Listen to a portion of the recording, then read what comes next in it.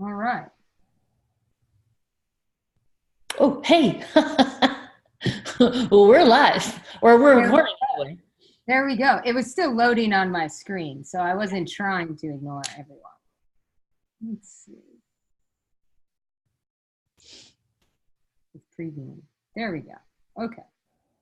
Going live. Awesome. So that's super exciting. We are back. It is October. Katie, I'm super excited because you and I realized either yesterday or today, I can't remember which one, that today, October 31st, is the 1 year anniversary of when we had this crazy idea. Yes, and that's awesome. And I can't believe how much we have done in that time and how many things have happened and how many things are about to happen Oh since my then. God, right?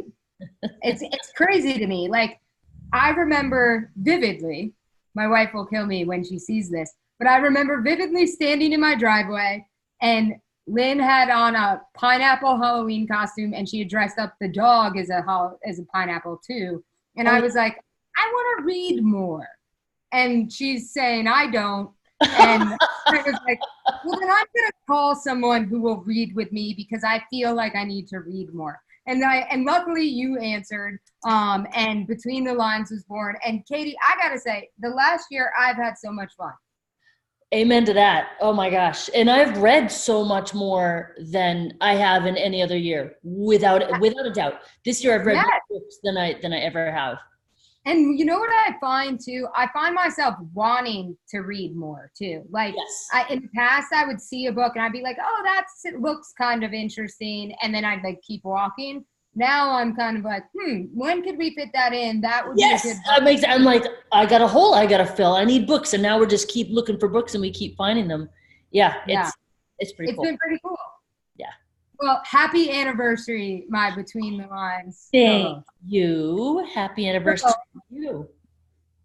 Atomic Habits was our book this month, which I know I loved. I know you loved it as well. Oh yeah. It was really a great, great book. But before we dive into that, following up from Can't Hurt Me by David Goggins, we both made commitments. I honestly don't remember what your commitment was. Do you? Nope. Oh, no. Well, that's okay. Hey, I think honestly, like we're all human. We all have moments. We all kind of shoot high and try and get it done, but sometimes we don't. So it's good for people to know that you're human too.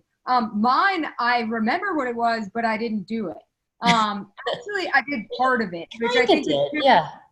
So the part that or the commitment that I did is after reading Can't Hurt Me and seeing this amazing, like these distances that he runs, I had been a lifelong not runner. And I say it that way because I exercise, but I just never wanted to run.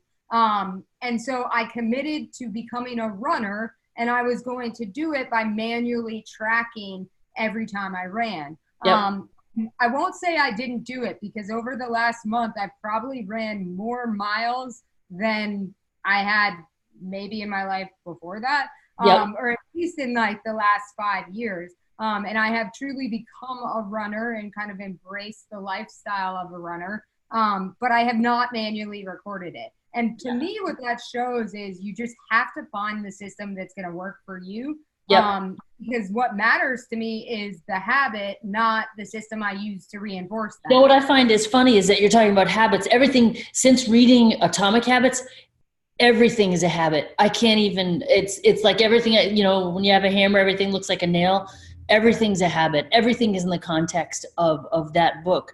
So let's move on to that book and tell people what this book was all about. So this was one of my favorite books of the year, I gotta say, Atomic Habits by James Clear.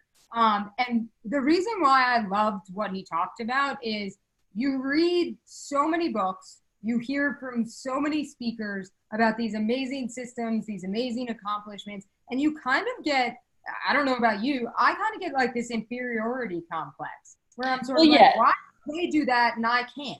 Or why Yes. did I struggle? Or I've had this habit for a while and I kind of fell off the wagon. So what's wrong with No, you? yeah, I think that's true. That happens a lot. You hear people speak, or like, for instance, read Can't Hurt Me. And you look at David Goggins' transformation and how he realized that, you know, your brain is so much more powerful than your body and it'll take you all the places you want to go, blah, blah, blah.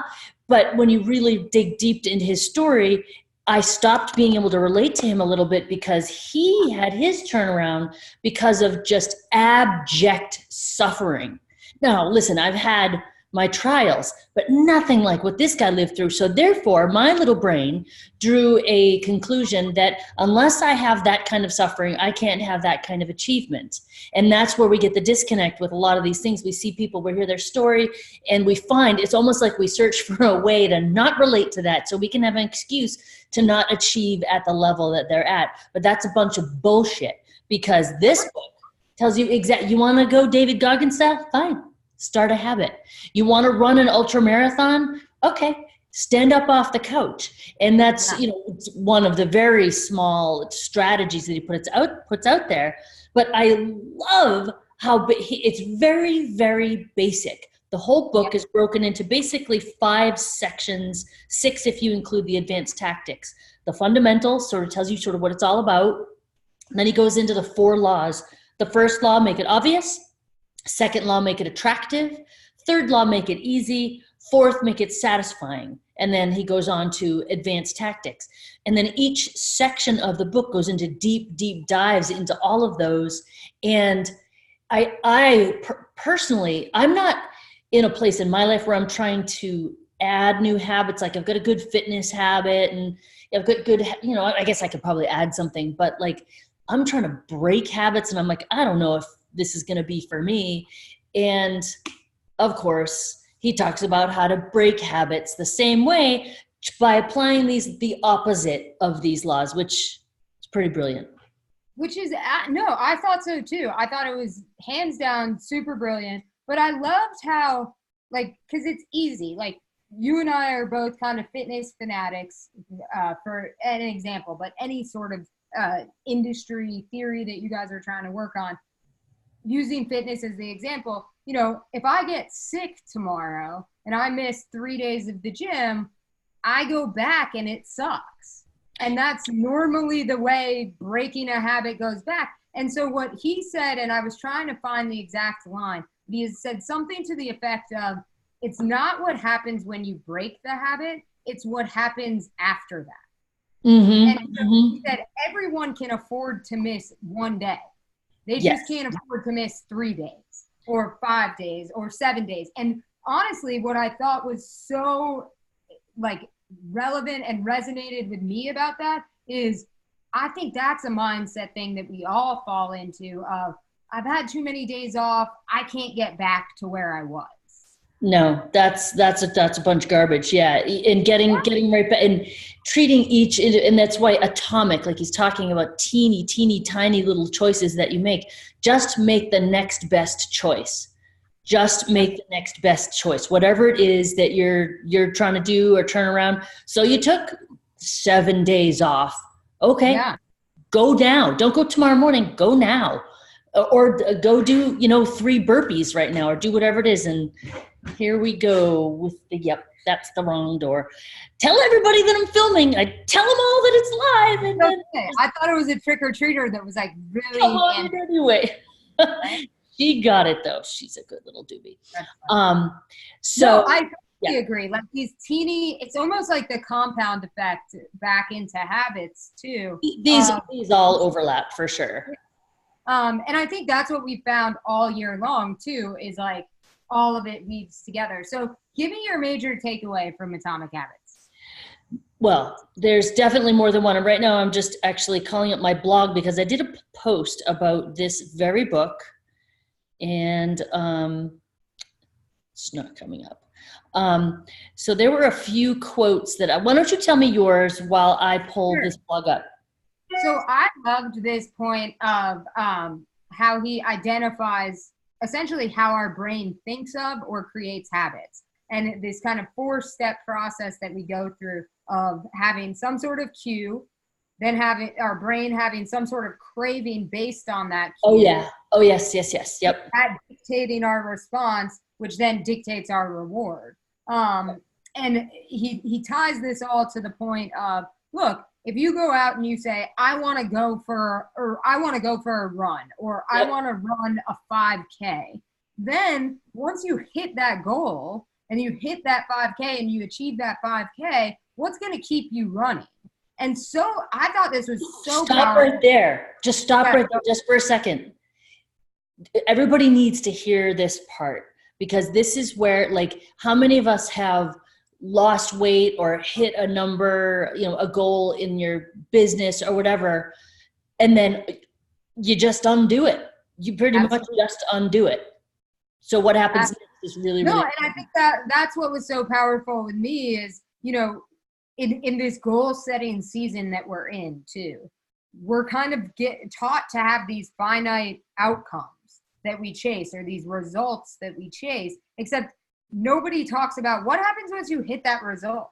You normally take your foot off the gas, or you break that habit, and then bad things kind of tumble together and end up being not a great situation. And so I loved his point of, you have to tie it back to a lifestyle versus the individual outcome. So for instance, using my running as an example, instead of I want to run a 5K or I want to run a marathon, I am running because I'm a runner. Yeah. And when you start to think of yourself as a runner, or as a professional, or as a mom, or whatever it is, all of these small menial tasks that are required to help you achieve that goal don't seem like that big of a deal. Nope. And that identity piece that you're talking about just that's what you're talking about, the identity. So you become the person who, I'm the person who. So it's funny, I've used that a few times where I was doing something that I was like coming home and like nobody was around for like a proper dinner. So I'm drinking wine and having cheese and crackers and like more than I should. I'm like, what kind of person does that? And then I had to answer the question. Yeah. And it doesn't mean, you know, like a lazy person who wants to be a fatty and have a stomach ache and blah, blah, blah, blah. I had to answer that question for real. And it was really funny, because ordinarily when I find myself in a bad habit like that, I start to beat myself up. Like, you know, come on, you know better than that. It's not going to feel good and blah, blah, blah. And then I just feel bad. I feel like I'm a parent scolding myself. And then the child in me is like, screw you, mom. Blah. And I have another glass of wine. Whereas in this case, I just literally am like, well, what kind of, well, someone who's pretty tired at the end of the day and probably, you know, doesn't have her, you know, plans organized too well, but she means well, and she's probably going to be okay. You know, like, I don't know, it was cool. So I found my big takeaways that I want to share. So these are, so my favorite quote from him was, time will multiply what you feed it. Time will multiply what you feed it. It's, again, compound effect. And the idea, so I have 5 things that I liked. The second idea that I really liked was, goals are garbage. And here's why. The 4 problems with goals. 1 problem, winners and losers have the same goals. 2, achieving a goal is only a temporary change, which you talked about. Number 3, goals restrict your happiness. This one was hard to connect my brain to, but I got it. And number 4 is, goals are at odds with long-term progress. And hold this thought, because you gave me an idea when you were just talking about this. Number 3 favorite takeaway is what I just talked about, tying habits to identity. What kind of a person does that? For example, goes to the gym regularly, or on the other side of that coin, bails on the gym all the time. And the idea of tying identity to a habit makes it more natural or unnatural if you're trying to break a habit. Number 4 takeaway was another quote, which is immediately rewarded is repeated. That which is immediately punished is avoided. You've just got to go with your human nature. And that, so I feel like I could take that with like that human nature piece that goes to parenting. It goes to leading a team. Like, you got to go with meet them where they're at and how they tick. And then also understand the reward and punishment thing. And you know, it's just like giving everybody little bumpers to get where they're going. And then I was super impressed with his mention of Pat Riley's career best effort system. Lakers. So Just super cool. No, I love that because like kind of going back to or tying both of them together, really, the way I saw it is the reward is really our motivator, but so often our actions are driven by whatever our responses are. And so like our actions are driven by habits. So it might be my habit to walk past our oven and pick up a fresh baked cookie, but my goal is driven by my reward. My goal might be, you know, I want to lose weight or I want to have a healthy lifestyle or whatever it may be. And that response, that habit is not in line with that. Yeah. And so that to me was so powerful because I think that over the last month, there's been a lot of situations where I've tried to really align my actions with that habit that I'm doing.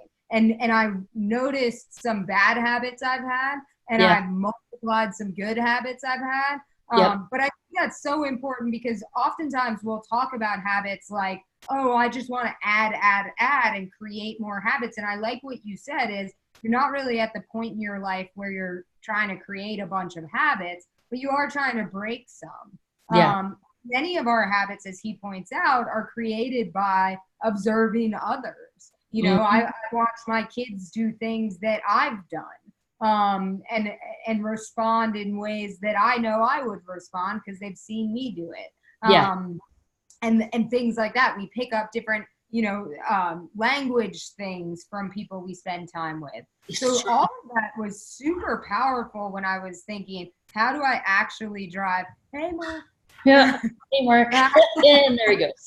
How do I actually drive these habits to be lasting habits? And so really tying them to that lifestyle that I want is something that sort of shifted my mindset in a much different way. Yeah. I'm sorry. So I wrote down something while you were talking earlier, and it is going to be my assignment. Great. For going forward. I thought that my homework, do we have anything else we want to talk about with our fave takeaways? Did you cover everything that you loved? I covered all of mine. Okay, good. Wheezy, did we get all of yours? Did we? Oh, okay. So a couple years ago for New Year's, one of our other friends, Katie Lance, asked everybody, what are your New Year's, what are your resolutions? What are your goals for the new year? And I'm pretty proud of myself because intuitively I said, I'm just going to make some New Year's habits. That's what I want to do. I want to start some New Year's habits. And I did. And I had a pretty good year that year. And I really loved the idea. So I'm going to work on creating my 2020 habits, the 2020 habits that I want to put in place. So that's going to be my homework. My homework was going to be to pick up the Atomic Habits workbook. I think there's a workbook that goes with it, which I still may do, but the only thing I'm committing to is creating my New Year's habits. What about you? Yeah. So mine is similar to that, but in the same kind of line of thought. What I've been doing, and I'm going to try and continue to do it, obviously, is I've been trying to identify my rewards and my responses. So less about the cue and the, what was it? The cue and the craving for me. Because I feel like that part I have a really good handle on. But the response sometimes, I think, you know, like how many of us say, you know, I'm just going to take this one day off of the gym, and you forget about the reward in that moment. And so I'm trying to identify in my daily life, what are these rewards that I want? So what are these lifestyle habits that I want to have? And what responses am I taking that are not in line with that? And I think you've done it to some extent this month, where you're stopping and you're taking that moment of pause and saying, hey, is this who I want to be? And I think I'm just going to be trying to be more intentional about those things, because a lot of the time I sort of disconnect those two and say, I'm just doing this just this once, or just just grabbing it this once. Everybody needs a cheat day kind of thing, or whatever it may be. Yeah. And I think less about that reward, less of tying it to that reward, which I want to do some more. Yep. Okay. How are we going to measure that?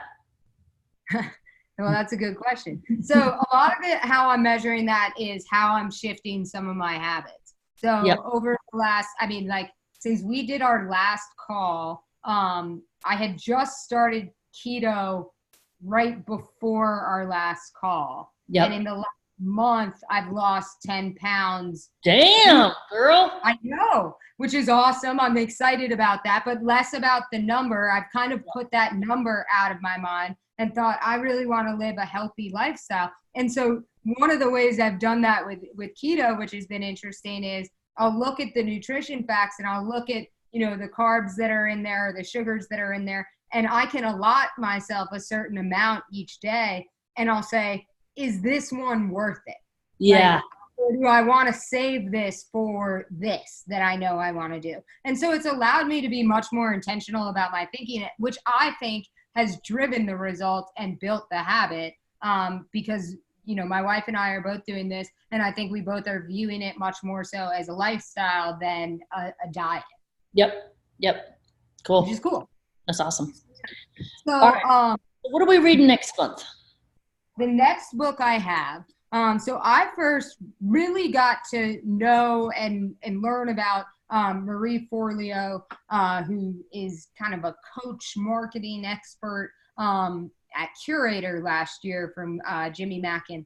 He had used her brand as some examples, but she has a new book out called Everything is Figure Outable, which I kind of like because that's not a word and stuff. But that it's very, to me so far, it's very relatable. And it talks about really our mindset and how our mindset, very similar to kind of Can't Hurt Me in that way, except for it's really tying together the past two books that we've read. I'm excited about that. I don't know anything. I have no frame of reference for her except for what you just told me. So I'm super excited about that.